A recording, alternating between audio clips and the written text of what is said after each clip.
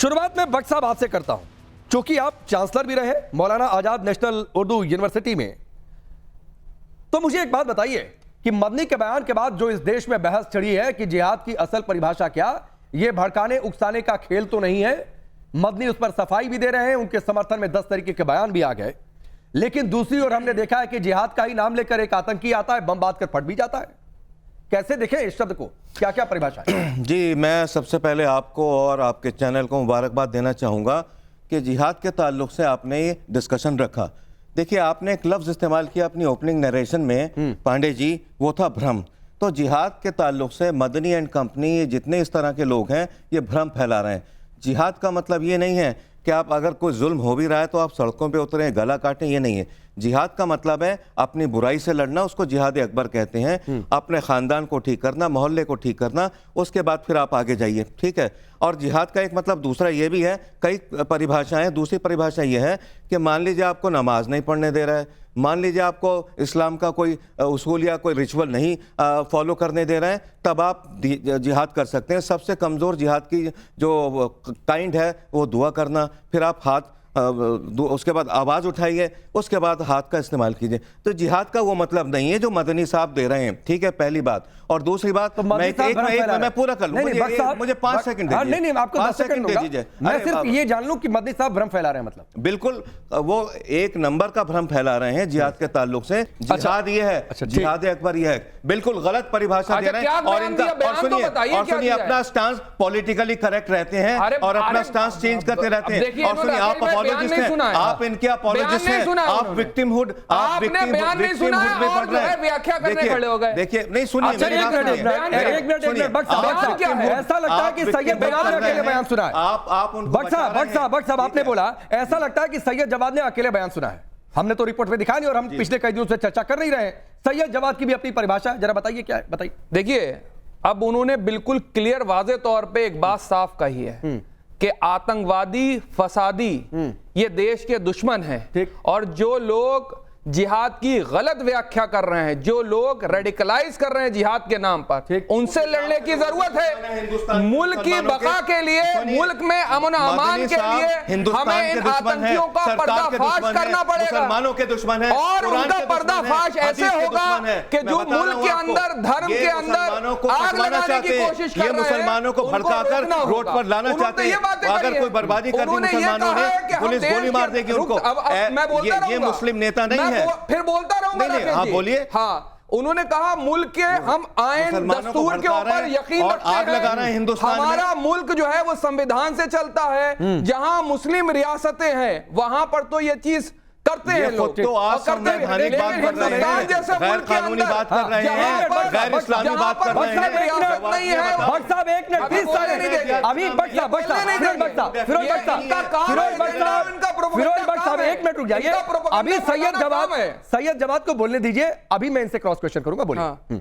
उन्होंने इसी चीज को कहा कि हम आयन पर, हिंदुस्तान के संविधान के ऊपर यकीन रखते हैं, ठीक। और उन्होंने ये कहा कि जो मुस्लिम रियासतें हैं यहाँ इस्लामी दस्तूर है, वहां लोग करते हैं, लेकिन हिंदुस्तान में इस चीज की बात होना गलत तरीके से ठीक नहीं है। प्लीज, अरे बहुत से लोग जो हैं लिंचिंग भी कर रहे हैं, शुरुआत वो नारे लगा करके भी लिंचिंग हो रही है। मतलब है अरे गलत समझा हुआ है। अगर आप संघ की विचारधारा से विचार विमर्श करेंगे तो नहीं बात बन पाएगी, आपको ओपन माइंड होकर के आना पड़ेगा। अब रशीदी जी, अगर हिंदुस्तान आइन से चलने वाला मुल्क है, ये भी मौलाना मदनी कह रहे हैं, वो ये भी कह रहे हैं कि हिंदुस्तान में इस तरीके की बातें नहीं हो सकती हैं, सैयद जवाद भी कह रहे हैं मुस्लिम रियासतों के लिए कहा गया है, तो फिर अगर हिंदुस्तान में आप बातें करते हो तो आप भ्रम फैला रहे हैं, जो फिरोज बख्श साहब ने कहा। देखिए पांडे जी, एक चीज जहन में रखिएगा, कोई भी सही बात अगर बेवक्त बोली जाए उसका असर गलत जाता है, इसमें कोई दो राय नहीं है। ये अक्लमंद आदमी ये लोग कहते हैं कि भाई बात को तोलकर कहो और वक्त देखकर कहो, ये बहुत बड़ी चीज़ है। जो लोग समझते हैं समझते हैं, जो भी मदनी साहब के बयान के फेवर में हैं, ये लोग इस बात को नहीं समझ पा रहे हैं कि मौलाना अरशद मदनी साहब ने एक बयान दिया था, बड़ा अच्छा बयान था, कौम के मफाद में था, और वो हिंदुस्तान में क्या पूरी दुनिया में वायरल हुआ और सब लोगों ने उसको सराहा। अब वही मिसाल है कि बड़े मियाँ तो बड़े मियाँ, छोटे मियाँ सुभान अल्लाह। अब ये छोटे मियाँ कैसे चुप रहते? इन्होंने एक छक्का लगाया, सारी बातें सही करने के बाद एक लफ्ज़ कह दिया जिहाद। जब जब जुल्म होगा जिहाद होगा। बात बिल्कुल दुरुस्त है, लेकिन ऐसे वक्त में जिहाद का लफ्ज़ कह देना, जब जिहाद पर पूरी दुनिया में बहस छिड़ी हुई है और जिहाद के नैरेटिव को लोग 10 तरह से पेश कर रहे हैं, ऐसे वक्त में जिहाद लफ्ज़ को लाना सिर्फ और सिर्फ अपने आप को टीआरपी में, अपने आप को लाइमलाइट में लाने वाली बात है। जवाद भाई, जुल्म जो बोला है जवाद उस भाई, पे डिबेट नहीं हो रही। मैं बीच में जुल्म नहीं का बोला। जिक्र ही कोई नहीं कर रहा है। मैं बीच में नहीं बोला, मैं बीच में नहीं नहीं नहीं, अरे रुक जाइए, वो अपना सुन पक्ष तो रख ले सकते हैं। अच्छा सुन तो क्या लीजिए, जुल्म के ऊपर डिस्कशन नहीं होना चाहिए? सुन तो लीजिए एक मिनट। जिहाद पे डिस्कशन हो रहा है, जुल्म पे नहीं हो रहा है। एक बहुत बड़ी और बात। जुल्म हो रहा है, कहाँ हो रहा है वो आप भी जानते हैं। आप ये चाहते हैं जिहाद कि हो रहा है, सुन लो मेरे वो भी भाई। जानते हैं। सैयद जिहाद जवाब पे जिहाद पे discussion चाह रहे हैं, बोलने वाला बोल के निकल जाए, जवाब- बोलने वाला बोल के निकल जाए, इस पर चर्चा ना हो। फिरोज भाई, ये क्या अब तरीका है रशीदी जी को मेरे भाई? सुनिए। ये क्या तरीका है यार फिरोज भाई आपका? साहब रुक जाइए, रुक जाइए। आप रशीदी मुझे जी भी को बात बोलिए। नहीं रखने दे बोलने रहे। दीजिए, रशीदी जी बोलिए, कोई और आपके नहीं। लिए तो बोल रहा हूं, उनको एक खामोश नहीं कर रहा मत कीजिए, मैं बोल लूंगा वो अपने कर लिए। लेंगे, कर लेंगे, आप बोलिए। हाँ। एक चीज जहन में रखिए, हम सारे के सारे मुसलमान हैं पैनल में। अपनी बात रखिए, लड़ने से क्या फायदा, बात नहीं जाएगी किसी की भी। अपनी अपनी बात रखो। मेरा सिर्फ मानना यह है, देखिए जिहाद का जो मतलब है वो सेल्फ डिफेंस है। सच्चाई ये है, कुरान पढ़ लीजिए, हदीस पढ़ लीजिए, सारा कुरान छान मारिए, आपको पता चलेगा। कुरान ये कहता है कि जिस आदमी ने बिना किसी इंसान को कत्ल कर दिया, ऐसा है जैसे पूरी इंसानियत को मार दिया। एक बहुत बड़ी डेफिनेशन है जिहाद की। और जिहाद में नबी पाक सल्लल्लाहु अलैहि वसल्लम ने फरमाया कि 3 बातों क्या का होता रहता है। अरे चुप रहो यार, अरे बीच आप में वो बोल भी रहे हो। कहिए ना, जिहाद के ये नाम क्या में जो तरीका गले है यार? काटते हैं लोग, ये वो भी क्या तो तरीका गलत है ना। फिरोज भाई साहब बोलने दीजिए, एक बार रशीदी जी अच्छा, को चलिए। बोलिए। ये बीमारी है मेरे भाई। अरे बीमारी आप फैला रहे हैं। फिर चलिए आप चलिए, अरे पूरा आपस करिए। में मत लड़िए भाई, आप यार क्या मसला बोलिए, है? रशीदी जी बोलिए, कोई बीच में नहीं है। Please go ahead. नबी पाक सल्लल्लाहु अलैहि वसल्लम ने फरमाया सेल्फ डिफेंस जो जिहाद है, अपने बचाव के लिए जिहाद है, उसमें भी 3 बातों का ख्याल रखना जरूरी है।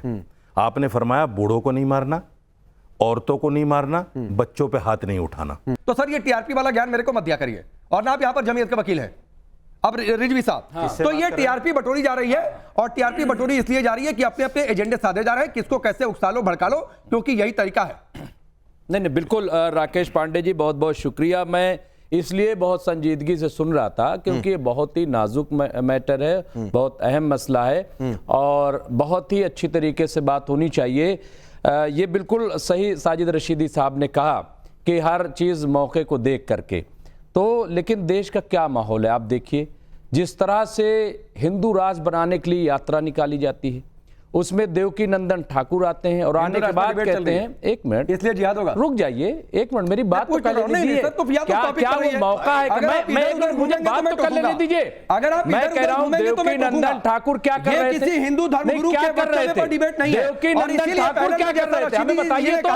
कि सारे मैं कह रहा हूं कि देवकी नंदन ठाकुर कह रहे थे कि जो 6 दिसंबर को किया वही हम चल के मथुरा में करेंगे, ये क्या था? एक मिनट, मैं और आ रहा हूं, मैं कह रहा हूं आपसे, मुझे थोड़ा सा नहीं बोलने देते हैं। नहीं मैं पूरा समय दूंगा, मुझे लेकिन थोड़ा हिंदू सा नहीं मुस्लिम मत बोलने करिए। देते। मैं कह रहा हूं कि ये इस पे आप बोले, आप देवकी नंदन ठाकुर पे एक भी लफ्ज कहा, डिबेट को हिंदू आप उस पर डिबेट को नहीं करते कि हिंदू राज बनाने के लिए संविधान के खिलाफ काम हो रहा है, उस पर डिबेट को नहीं कराते। मुसलमान का रोकिए उनको, ये देश हम सबका पूरे है। कहीं तो डोम इसलिए नहीं इस को डिबेट नहीं को है, हिंदू कहीं मुसलमान कुछ हो रहा है। अच्छा, और एक इसलिए लफ्ज अगर इसलिए आप मंदी पर डिबेट नहीं चाहते, जिसके साथ इसलिए आप नदवी पर डिबेट नहीं चाहते, दूसरी चीज अभी इसलिए पीछे रजनी जी जो दिख रहे हैं उन्होंने जो कहा उस पर आप डिबेट नहीं चाहते।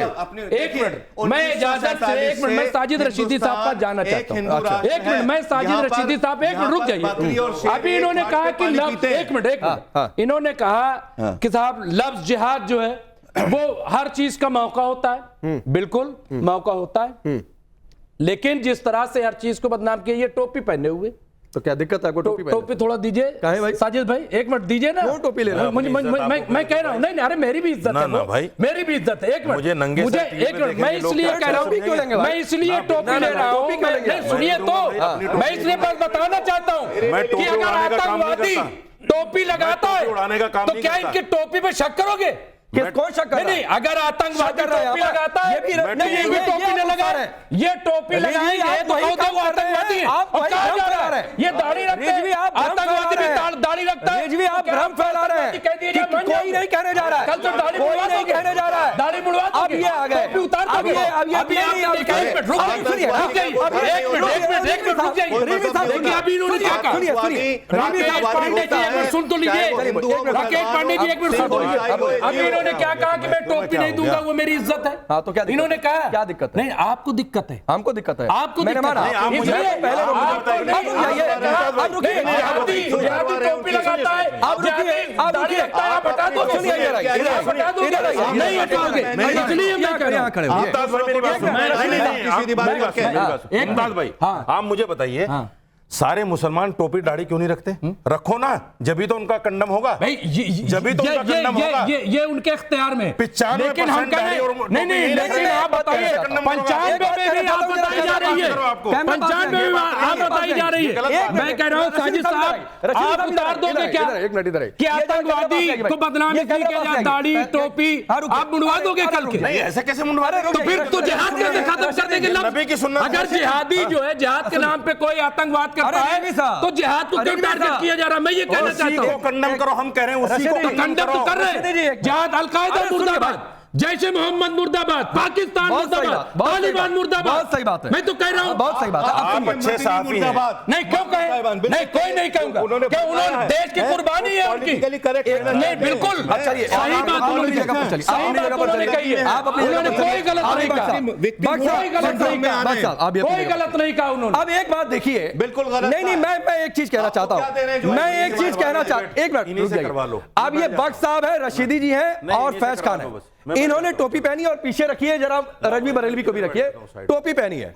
लेकिन रशीदी साहब आइए, जाने की कोई जरूरत नहीं, सबको समय मिलेगा। नहीं मैं बोल रहा हूं, आप आइए, आप आइए भाई, आप आइए। ये कोई तरीका थोड़े होता है डिबेट का। सब बारी बारी बात रखो अपनी, हर अब ये देखिए रिजवी साहब किस तरीके से भड़काने उकसाने और प्रोपेगेंडा के खेल पर आ गए कि वो कह रहे हैं कि टोपी देखकर दिक्कत हो जाती है। तो भाई यहां तो हमने टोपी वालों को बुला रखा है, टोपी वालों को बुला रखा है और मैं इनकी टोपी पहने इनकी आस्था का सम्मान करता हूं। बड़ी बात लेकिन ये है यहां कि पर ये कह रहा हूं कि क्या खड़ा होकर ये साजिद कह रहा रशीदी है साहब कि टोपी अपनी से दाढ़ी दिक्कत हो रही टोपी है। उतार देंगे क्योंकि आतंकवादी लगाते हैं। टोपी वाले ये तो संजोग हो गया, देखो, ये तो कोई हमारी बात तो समझो। लेकिन रजवी साहब एक मिनट रजवी साहब प्रोपेगेंडा, एक मिनट बख्शा प्लीज, मैं जब कहूं तब आप बोलेंगे। एक मिनट रजवी साहब, प्रोपेगेंडा और उकसाया कैसे जाता है ये स्टूडियो में साबित हो गया, क्योंकि यहां पर रिजवी साहब बैठे हैं, उनको टोपी से दिक्कत हो गई, कह रहे हैं कि देखो ये टोपी और टोपी देखकर लोगों को भड़काया जा रहा है। आप सहमत हैं इनकी बात से? अरे कमाल हो गया, मैंने कब मेरी बात ही नहीं सवाल है क्या? मसला ये है ये टोपियां एक मिनट बख्शा प्लीज, बख्शा प्लीज प्लीज नहीं बोलेंगे आप जब तक मैं ना कहूं। बरेलवी साहब आप बोलिए। अच्छा जी, देखिए मोहतरम, ऐसा है मौलाना महमूद मदनी साहब ने जो कुछ बातें कही हैं बहुत गलत बात कही है और भारत के मुसलमानों को खलफशार पहुंचाने, इश्तियाल दिलाने, भड़काने और उकसाने वाली बात कही है। मैं उनके बात का कतन समर्थन नहीं करता हूं और उन्होंने जिहाद की जो परिभाषा बताई, जो जिहाद के ताल्लुक से बात बताई, पूरी दुनिया में जिहाद के माना और मफहूम को जिस तरीके से समझा जाता है, बोला जाता है और आज के भारत में पस मंजर में देखिए जिस तरह घटनाएं हुई हैं, उन घटनाओं को देखिए, उन घटनाओं के दरमियान जो जिहाद का इस्तेमाल किया जाता है उससे क्या माना समझा जाता है? उससे यही माना समझा जाता है जंगो जिदाल कत्ल क़िताल, जबकि कुरान शरीफ में अल्लाह तबारक व तआला फरमाता है कि एक इंसान का कत्ल पूरी इंसानियत का कत्ल है। तो मौलाना महमूद मदनी साहब पूरे भारत में किस तरह का जिहाद करना चाहते हैं, कैसा जिहाद छेड़ना चाहते हैं, किस तरीके से मुसलमानों को भड़का रहे हैं, नौजवानों को रेडिकलाइज कर रहे हैं, इस पर जो है कदगन लगना चाहिए और इस पर रोक लगना चाहिए, वरना हालात ज्यादा खराब होंगे। भारत का पुरअमन फिजा, पुरअमन माहौल, अमन शांति इस वक्त भारत में कायम है और ठीक, रजवी साहब रुक जाइए, अरे रुक जाइए भाई, होल्ड। अरे बख्श साहब, मैं आपसे आप हर किसी के बीच में मत बोलिए। बख्श साहब नहीं अच्छा लगता, किसी के बीच में मत बोलिए। दो लोग अभी तक नहीं बोले हैं। अब हाजी नाजिम खान, एक तो थ्योरी ये भी दी जाती है प्रोपेगेंडा फैलाने के लिए कि जो दीन के खिलाफ है, जो काफिर है, इस तरीके की बातें होती हैं कि जिहाद कर दो। तो इतना अगर बातें हो रही हैं तो या तो आप सही नैरेटिव लेकर आइए और उस पर एकजुटता, और नहीं तो जो रशीदी साहब ने कहा कि टाइमिंग आपने ऐसे चुनी और जानबूझकर बोला कि यह भ्रम फैलाया जा रहा है। हाँ राकेश भाई, देखिए अभी यहाँ पे काफिर शब्द का भी इस्तेमाल हुआ था तो देखिए, मेरा ये मुल्क जो है लोकतांत्रिक मुल्क है, संवैधानिक मुल्क है, सब हम लोग संविधान को मानते हैं। लेकिन काफिर का जहां इस्तेमाल हुआ था सऊदी अरब में, ना तो कोई भारत से कोई हिंदू भाई गया था और ना मेरे अपने पूर्वज वहां सऊदी अरब में गए थे। तो देखिए, ये वहां की चीज को अगर भारत के अंदर लाकर अगर यहां पर एक नफरत के तौर पर अगर उसको पेश करा जाए तो ये बिल्कुल गलत है। इस तरीके का तर्क भारत के अंदर नहीं होना चाहिए। और रही बात यहां पर जिहाद की, बताइए मौलाना महमूद मदनी साहब या असद मदनी साहब जो बात करते हैं, भाई पूरी वीडियो देखिए। पूरी वीडियो में अभी जवाद भाई ने भी बताया कि उन्होंने कहा कि जहां इस्लामिक राष्ट्र होते हैं वहां इस्लामिक रियासतों पे जहां पे भी अगर जुल्म होता है वहां जिहाद होता है। लेकिन भारत के अंदर यहां पर कोई कंसेप्ट नहीं है, क्योंकि ये लोकतांत्रिक मुल्क है, ये संविधान से चलता है। तो यहाँ उन्होंने चर्चा कितनी छेड़ने अच्छी की क्या बात जरूरत कही है, कितनी नहीं तो यहाँ अच्छी बात चर्चा कही ही है। छेड़ने की क्या जरूरत है? हाँ, यहां पर जो असल मुद्दा है वो है लव जिहाद, लैंड लव जिहाद जिहाद। पर उस पे नहीं, सुन तो लीजिए, यही थूक जिहाद, यही तो जिहाद को उन्होंने कहा कि किस तरीके से यहां पर बदनाम करने की कोशिश करेंगे। ये आतंकवादी जो होते हैं ये फसादी होते हैं, इनका इंसानियत से कोई भी लेना देना नहीं होता। लेकिन यहां पर भारत के अंदर जहां पर मुसलमानों को देख लिया जाता है, दाढ़ी टोपी देखी जाती है तो उनको एक्सट्रीमिस्ट बोल दिया जाता है। इस तरीके की एक धारणा देश के अंदर बनाई जा रही है। अल्लाह का शुक्र है हम सभी के चेहरों पे माशाल्लाह नूर है, तो हम लोगों को जैसे ही हम सड़क पर चलते हैं तो हम लोगों को उसी श्रेणी में देखा जाता है कि हाँ देखिए इनके चेहरे पे दाढ़ी है, इनके सर पे टोपी है। नहीं तो भाई, इस तरीके का नैरेटिव भी तो देश के अंदर बनाया जा रहा है। तो ऐसा नहीं होना चाहिए। लेकिन ये यहाँ पर जो काम रिजवी ने किया वही काम हाजी नाज़िम खान कर रहे हैं करके देश के अंदर कि टोपी और दाढ़ी के नाम पर कैसे उकसाया और भड़काया जाए, सिर्फ इस देश में ये चल रहा है। और डराया कैसे? बिस्मिल्लाहिर्रहमानिर्रहीम, रब्बिश रहली सदरी व यस्सिर ली अमरी वहलुल उक़दतम मिन लिसानी यफ़क़हू क़ौली। बिरादरान हिंद, अस्सलाम वालेकुम रहमतुल्लाहि व बरकातहू। भारत माता की जय, जय हिंद, वंदे मातरम। अव्वल अल्लाह नूर पाया, कुदरत दे सब बंदे, एक नूर से सब जग उपजा, कौन भले कौन मंदे। माशाअल्लाह, हमारे राकेश पांडे भाई के चेहरे पे भी नूर है, खुदाई नूर है, और वो भी माशाअल्लाह बहुत खूबसूरत दिखते हैं। अब बात ये है, ये जो मदनी गैंग है इसको मैं मदनी नहीं कहूँगा, क्योंकि मदनी पैगंबर हजरत मोहम्मद सल्लल्लाहु अलैहि वसल्लम का नाम है। आतंकवादी समर्थकों का गैंग है, मदनी नहीं बोल सकते। आमदनी लोग हैं, आमदनी के लिए ये कुछ भी कर सकते हैं, अपनी आमदनी के लिए अपनी गद्दार लोग वंदे मातरम को गाली देते हैं, हमारे शहीदाने वतन को गाली देते हैं। पूछ लेता हूं, लग रहा है मुर्दाबाद, आमदनी गैंग मुर्दाबाद। ये कह रहे हैं वंदे मातरम को गाली कैसे दिया उसने? ये कह रहे हैं गैंग क्यों बोल रहे हैं? ये कह रहे हैं गैंग वंदे मातरम को गाली कैसे देगा? वो कौन हो सकता है वंदे मातरम? मदनी आमदनी गैंग मुर्दाबाद, आमदनी गैंग मुर्दाबाद। वंदे मातरम को गाली कैसे देगा? वंदे मातरम कहने वाले मुर्दा कौम के लोग हैं। आप मुर्दा कौम क्यों वंदे मातरम कहते हो? बाकी का तो चलो बात है, मुर्दा कौम है, मैं मुर्दा कौम हूं। आगे गैंग बन गया, एंटी इंडिया गैंग बन गया।